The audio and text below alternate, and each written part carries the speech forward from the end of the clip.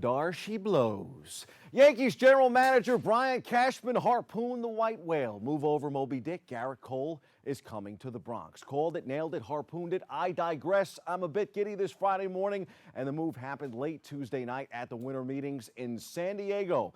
The Yankees, Los Angeles Angels, and Los Angeles Dodgers were the three teams reportedly most in the mix for the star free agent who ultimately chose the Pinstripers on a 9-year, $324 million deal. That's 324 million reasons to say yes to the Bronx. Given Cole is from California, the Yankees had to sell him not just on pitching for the Bronx Bombers, but also on moving out to New York. It sounds like Cash and company brought out the big guns to make the club's pitch. According to Yes Network's Jack Curry, who spoke to agent Scott Boras, it was Hal Steinbrenner and Yankees legend Andy Pettitte who sold Cole on the Stars in stripes. Boras said 5 conversations with Hal Steinbrenner, quote unquote, and Andy Pettitte, quote unquote. Boras was impacted by Hal's persistence, and Cole was influenced by Andy's stories about pitching in New York. Now, New York Post's Joel Sherman reported the Yankees provided Cole one of their favorite toys, a 30-poundish contraption shaped like home plate with a giant interlocking NY that, when opened, reveals a facsimile of Yankee Stadium with an iPad in the middle that contains pretty much every question you would have about the franchise. From breakdowns of all 27 championship teams to where to live and, have your kids go to school, etc. High tech, more on the Cole signing in the C list. Yankees added a new friend to the roster and decided to bring an old buddy back too. Outfielder Brett Gardner is staying in the BX after the best offensive season of his career, agreeing to a 1-year contract that guarantees $12.5 million. Gardner gets a $2 million signing bonus and an $8 million salary for next season. The Yankees have a $10 million option for 2021 with a $2.5 buyout. Gardy hit .251 and set career highs with 28 homers and 78 RBIs. Gardner is a rare left-handed bat and a Yankee lineup dominated by right-handed hitters. How about a lefty dominating all kinds of hitters? The Bombers have signed Cole and Gardner this week, but Cashman already has his sights set on another all-star. The Yankees are considered the most active pursuer of Milwaukee Brewers closer Josh Hader, according to Ken Rosenthal of The Athletic. The 25-year-old lefty has been one of the most effective relievers in baseball since his debut in 2017. Perhaps the rich will indeed get richer. The Mets opened up their checkbooks nowhere near Yankee level, but still added some interesting pieces this week. Former Boston Red Sox right-hander Rick Porcello has agreed to a 1-year, $10 million deal with the Amazons, a source told ESPN, confirming multiple reports. Porcello, who turns 31 on December 27th, had multi-year offers but preferred a 1-year deal. A ground ball pitcher who relies on a sinking two-seam fastball, Porcello is coming off a career worst season with the Red Sox. He was 14-12 but had a 5.52 ERA. That was the highest in the majors. He signed a 4-year, $82.5 million contract extension with the Red Sox in 2015. In his 5 seasons with Boston, he had one great season, winning the American League Cy Young Award in 2016 when he was also voted Comeback Player of the Year. Mets clearly hoping to tap into another comeback season from Porcello. Same deal with their other notable signing, pitcher Michael Wacha, and the Mets swung a deal on Wednesday. The two also agreed to a 1-year contract. The 28-year-old will be getting $3 million guaranteed from the Mets and could make another $7 million in performance bonuses and incentives. Wacha had spent his entire 7-year career with the St. Louis Cardinals. The right-hander went 6-7 last season with a 4.76 ERA in 29 games. He failed to post a win after July 19th as he dealt with a strained right shoulder down the stretch. Time for some quick hitters from around the world of sports. We'll stay on the baseball diamond. Washington National star Anthony Rendon is heading to L.A., where the third baseman will team with Mike Trout and the Angels this upcoming season. 7 years, $245 for Rendon. Between Steven Strasburg, Cole, and Rendon, no one had a better week in sports than Boras. The super agent got his clients paid to the tune of $814 million. Hot damn. That's a sick amount of money. The hot stove has been sizzling. On the ice, the Islanders could be melting things too, the way they have been playing of late. A pair of power play goals and a .351 span early in the second period, along with 32 saves from Thomas Greiss, helped the Isles beat the Florida Panthers 3-1 on Thursday night. The Islanders are 21-7-2 through the first 30 games. Impressive, good enough for second in the Metropolitan division. Isles host Buffalo Saturday at 1 p.m. The New Jersey Devils are in Colorado tonight, and the Rangers return to action Saturday in Anaheim after last night's 6-3 win over San Jose.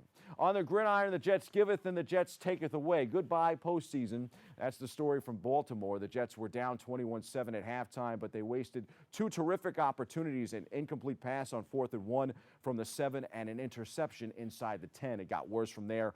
Final score, Ravens 42, Jets 21. Historic night for Lamar Jackson as he passes Michael Vick with most rushing yards in a season for a quarterback. Most ever. 5 touchdowns, too, for Jackson. The Giants had a throwback performance from Eli Manning, at least in the first half Monday night in Philly, but it wasn't enough for Big Blue. They fell 23-17 to the Eagles. They returned Sunday to the Meadowlands to host Miami at 1 p.m. In the association, the New York Knicks made their interim head coach a winner for the first time. And imagine this, it came against the worst team in the league, the Golden State Warriors. The Knicks are no longer the worst, and it's really hard to believe that the Warriors are now. Marcus Morris scored a season-high 36 points in orange and blue. They held off Golden State 124-122 in OT Wednesday night to snap a 10-game losing streak. Congrats to Mike Miller. Morris also said he doesn't want to be traded by the Knicks before the deadline, adding, "I'm built for New York," quote unquote. Good quote. The Knicks are in Sacramento tonight. Devontae Graham owned the Knicks earlier this season, and he decided that he would treat the Brooklyn Nets to a similar treatment Wednesday night at the Barclays Center, dropping a career-high 40 points in a comeback win for Charlotte. He netted a game winner against the Knicks in November, and now a career night against the Nets. Final score, Hornets 113, Nets 108. We go inside the locker room for more.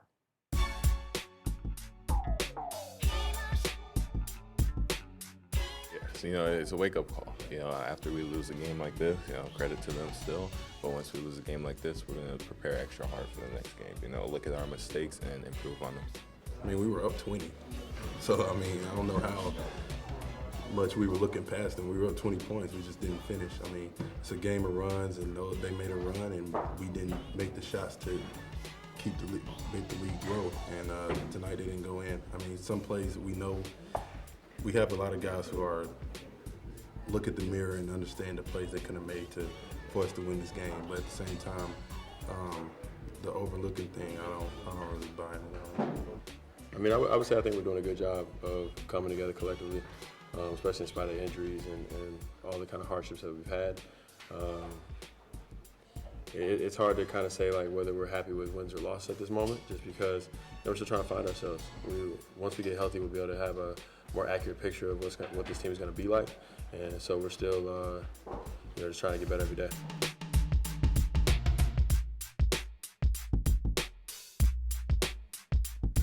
I'll tell you, Graham is built for the NBA. He's averaging 20 points and 8 assists per game. He's launching 9 three-pointers per game and making 43% of them. Graham entered last year's NBA draft looking like a prototypical college star who peaked on that level. He was undersized, 6'1", and relatively old, 23 by NBA standards. Charlotte drafted him number 34. That in and of itself was an accomplishment considering where Graham had started. He blossomed on the court his senior year of high school, and finally realizing he could get bigger offers, decommitted from Appalachian State, but Appalachian State held him to his letter of intent, so Graham enrolled at Brewster Academy, a prep school in New Hampshire, where he continued to impress. Eventually, Appalachian State fired the coach who refused to release Graham. Jason Capel's replacement, Jim Fox, set Graham free. A premier recruit, Graham went to Kansas. It was a big stage for someone who originally didn't want to stray too far from his mother, grandmother, and sister in North Carolina. This season, he was supposed to be the backup in Charlotte. Great story there in the NBA. This year's Heisman was a heck of a story, too. The frontrunner was nowhere near a frontrunner at the beginning of the season. I actually put this in my pocket today. Meet Joe Burrow. Burrow entered this year largely as an unknown for LSU. He played well at times last year in his first season on the Bayou after transferring from Ohio State, but overall, it looked more like, the same for an LSU program that has seemingly struggled forever to find a dynamic offense to compete with the game's best. Burrow's Heisman odds were as low as 200-1 to start the season. Now they're off the charts. Our BronxNet cameras have the Heisman announcement this Saturday night from Midtown. I expect to see Joe on the stage. He has earned it this season. The Heisman Trophy favorite will arrive in New York for Saturday's ceremony. with a few new lines on his resume, too. The LSU quarterback was honored Thursday at the 2019 Home Depot College Football Awards with the Maxwell and Davey O'Brien Awards given to the best overall player and best quarterback in college football, respectively. The best F1 driver in the sport today and arguably the greatest MotoGP rider of all time swapped rides this week. Yes, a machinery swap for the history books took place between six-time F1 world champion Lewis Hamilton and MotoGP legend Valentino Rossi in Valencia, Spain. The stunt was organized by Monster Energy and saw the Brit pilot Rossi's Yamaha racing motorcycle while the famous Italian got behind the wheel of Hamilton's Mercedes AMG F1 car. Pretty cool. Both racers have shown interest in the respective sports with each other in the past, with Hamilton being a big motorcycle fan and owning multiple sports bikes, and Rossi a self-proclaimed car nut and F1 aficionado. According to Yamaha, the duo has made no secret their admiration and respect for each other in recent years. Wonder if we will ever see that for real. Well, we wondered if we would ever see Cole in pinstripes, and yes, it is for real. We talk more about the white whale in the C list.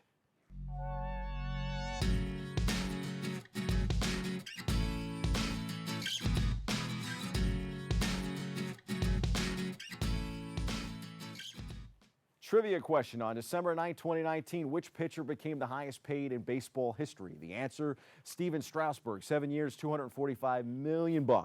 Heading back to the Washington Nationals, tons of cash for the World Series MVP. But it didn't last long.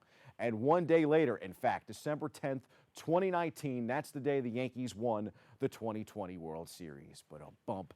Garrett Cole, 9 years, $324 million, departing Houston and the cheating Astros for the Bronx. That's right, Strasburg's reign as baseball's highest paid ace lasted all of one day. And now the biggest pitching contracts in baseball belong to the two pitchers who cashed in this week in San Diego. How will it work out? That's the multi-million-dollar question.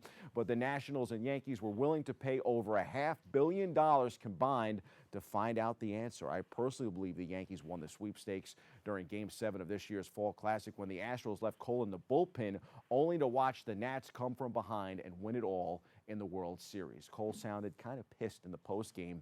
He's focused on winning World Series championships. Hey, so are we, Rena. Happy birthday. The boys are back.